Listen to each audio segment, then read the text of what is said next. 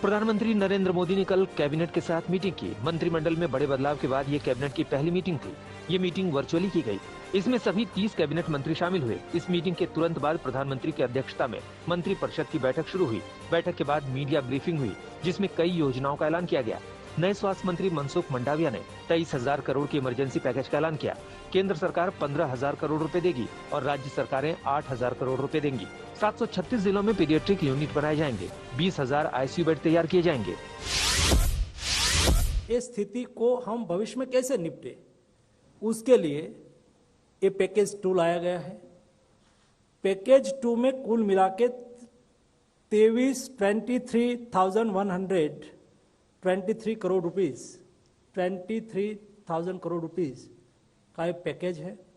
ये पैकेज में कुल मिला के केंद्र सरकार और राज्य सरकार दोनों साथ में मिलके उसका इम्प्लीमेंटेशन करेंगे और ये पैसा स्टेट को दिया जाएगा। कैबिनेट की बैठक में फैसला लिया गया कि 1 लाख करोड़ रुपए मंडियों के जरिए किसानों तक पहुंचाए जाएंगे। साथ ही नारियल की खेती करने वाले किसानों के फायदे के लिए नारियल एक्ट में अहम संशोधन किए गए हैं। इसके तहत नारियल बोर्ड बनाया जाएगा। इसका सीईओ राजनीतिक आदमी नहीं होगा। किसानों के समूह को 2 करोड़ तक के लोन पर 3% ब्याज की छूट दी जाएगी। इन प्रोजेक्ट की अधिकतम सीमा 25 हो सकती है और अलग अलग इलाकों में होगी। इन पर 2 करोड़ रुपए अलग अलग लोन दिया जाएगा और ब्याज की छूट होगी।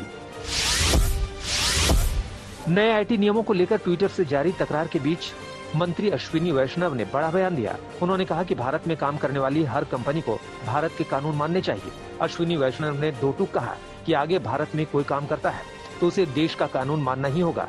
रेलवे के मसले पर अश्विन ने कहा कि रेलवे की सुरक्षा और आधुनिकीकरण प्राथमिकता होगी।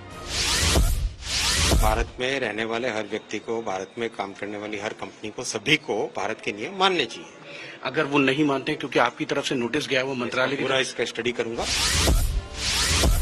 ज्योतिरादित्य सिंधिया का केंद्रीय मंत्री बनते ही फेसबुक अकाउंट हैक हो गया है। इस दौरान हैकर ने उनके कांग्रेस के समय के पुराने वीडियो फेसबुक पर अपलोड किए, जिसमें वो मोदी सरकार पर हमला कर रहे थे। जब सिंधिया की सोशल मीडिया टीम को इस घटना की भनक लगी, तमाम पुराने वीडियो को तुरंत डिलीट किया गया और पेज को फिर रिकवर किया गया। हालांकि मामले की गंभीरता को देखते हुए ग्वालियर पुलिस ने शिकायत के बाद एफआईआर दर्ज कर ली है। असम की कैबिनेट ने गौ संरक्षण बिल को मंजूरी दे दी है। इस बिल के आने के बाद असम के बाहर गाय को ले जाने पर रोक लग जाएगी और ऐसा करते पाए जाने वालों के खिलाफ कड़ी से कड़ी कार्रवाई की जाएगी। अब इसे विधानसभा के बजट सत्र में पेश किया जाएगा। असम विधानसभा का बजट सत्र 12 जुलाई से शुरू हो रहा है।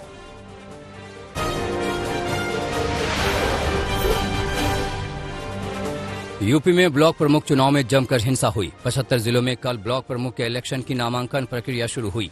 15 से ज्यादा जिलों में गोली चलने, बम चलने, मारपीट होने, अपहरण की कोशिश करने, विरोधी के नामांकन पर्चे को छीनने, पत्रकारों पर हमले की हिंसक घटनाएं सामने आई हैं। आरोप है कि पुलिस ज्यादातर जगहों पर कार्रवाई कम करती दिखी, मूक दर्शक बनी अधिकतर नजर आई। सीतापुर में तो नामांकन की प्रक्रिया के दौरान बम चले, गोलियां भी चलाई गई।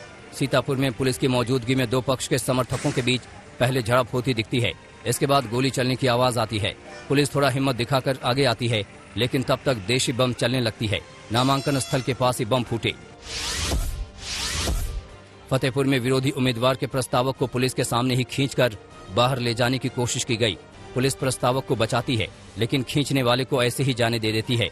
पुलिस के सामने टहलते हुए ये शख्स चला जाता है, जिसकी कमर में पिस्टल लगी हुई दिखती है। लखीमपुर के पलिया ब्लॉक में कांग्रेस के प्रत्याशी और प्रस्तावक को तो पुलिस की ठीक नाक के नीचे से खींचकर ले जाने की कोशिश हुई। पुलिस इसके बाद लाठी फटकाती है, लेकिन किसी को गिरफ्तार नहीं किया जाता। लखीमपुर के एक दूसरे विकास खंड में समाजवादी पार्टी के उम्मीदवार के नामांकन में प्रस्तावक महिला के कपड़े तक विरोधी खींचने लगते हैं। इस दौरान जमकर हंगामा होता है। ललितपुर में भी विरोधी दल के उम्मीदवार को नामांकन करने से रोकने की कोशिश की जाती है। इस दौरान जमकर छीना झपटी होती है। झांसी में ब्लॉक प्रमुख के चुनाव में एसपी और बीजेपी समर्थकों के बीच पत्थर चले। हालत ये हो गई कि ऐसे महिला प्रत्याशी को समर्थक सुरक्षा घेरे में नामांकन भराने के लिए ले जाते दिखे।